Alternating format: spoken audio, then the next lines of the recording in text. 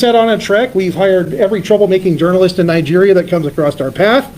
These are journalists who've been jailed. They've been beat up by the Nigerian government for telling the truth. And I say, oh, these are guys after my own heart. Let's get them some work, because many of these journalists had been trying very, very hard to get their stories into the mainstream media. They've been pitching stories, and Doug has been a big witness of that, where for every 30 stories pitched, somebody might pick one up somewhere. Because they'd rather just reprint the piece that Al Jazeera put out than CNN and AP and the rest of the mainstream media picked up.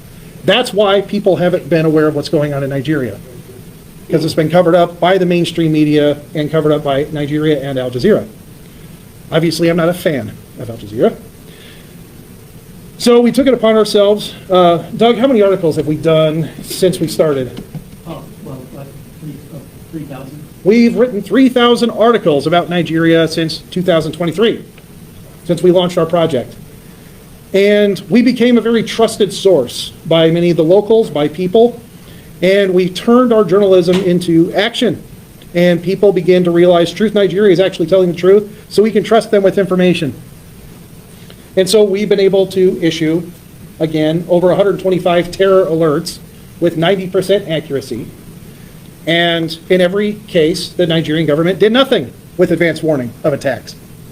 They knew well in advance.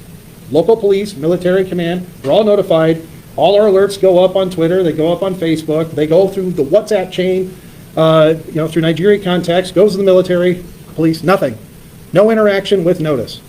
So that only proves one point: government complicity. 100% government complicity. So as we're getting more and more information, and as we get more articles, we're getting more data, the data still is not accurate enough, and we are trying to correct that. We are trying to get the data, get very accurate data and reliable data. Now the Nigerian government, working through now American lobby firm DCI, spending $9 million in 6 months to really what it means is combat our narrative. To combat the narrative that there's no genocide in Nigeria. And they're twisting the words as we're going to help Christians. That's why the Nigerian government's paying us $9 million to help Christians in Nigeria, which is complete baloney. Now, what happened on Christmas? We sent missiles into Nigeria to attack the ISIS-affiliated group. Now, for those of you that don't know, I'm going to break this out because there's a lot of confusion, and those in the media, those that are here, let's just get this clear and you have a full understanding. You have 3 major terrorist elements in Nigeria. You have the ISIS faction, which are the Lakurawa tribe, which is the smallest of the 3. You have the Fulani, which are the largest of the 3, committing genocide and terror. And then you have Boko Haram, which is ranked number 2 as far as the killing of Christians. But the number 1 killer of Christians in Nigeria are the Fulani ethnic militia. Fulani ethnic militia. The people that we blew up on Christmas are the enemy of Boko Haram. They're the enemy of the Fulani. We did the Fulani and Boko Haram a favor. And they're only responsible for killing a tiny, tiny, tiny portion of Christians. But what does the Nigerian government say? It's like, look, U.S. government, we helped give you terrorists. Well, they gave them the people that they don't like. Yes. They gave them the information and cooperated with the U.S. government for the people that they don't like, while completely ignoring the Fulani ethnic militia, the ones that are actually doing the killing of Christians across Nigeria. We have to get this narrative right.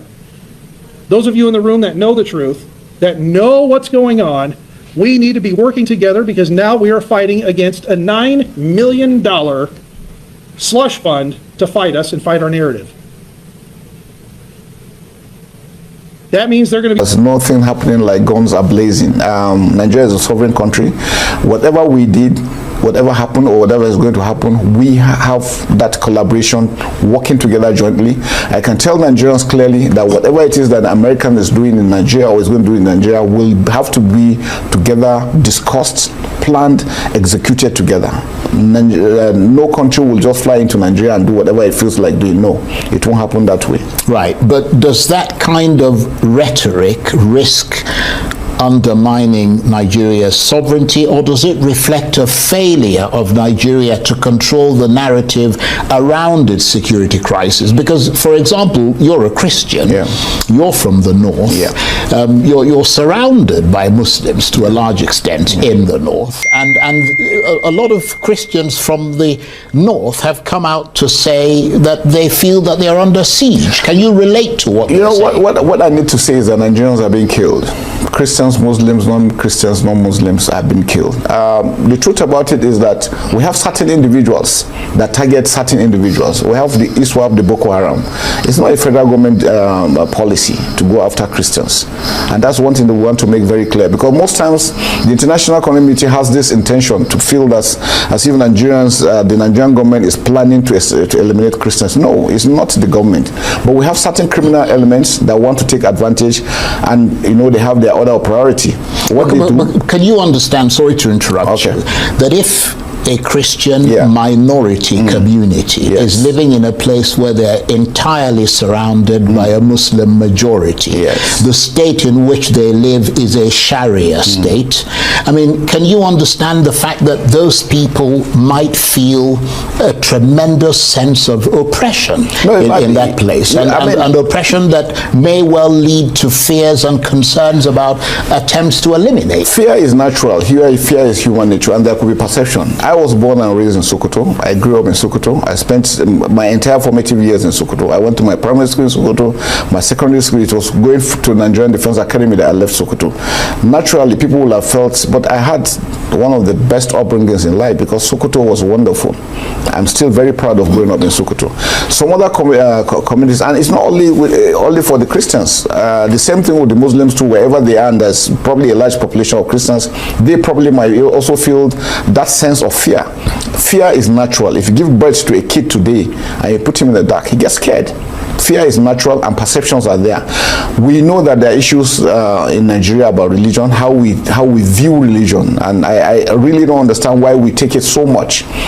Sometimes I think we're taking it to the extreme, both religions. But I think we're getting it better. We're getting to understand each other, and we need to also make the international community to understand that Nigerians are being killed, and it's important for the killings to be stopped. And that's the effort the federal government is doing. And anybody coming to support us, that is what we tell them.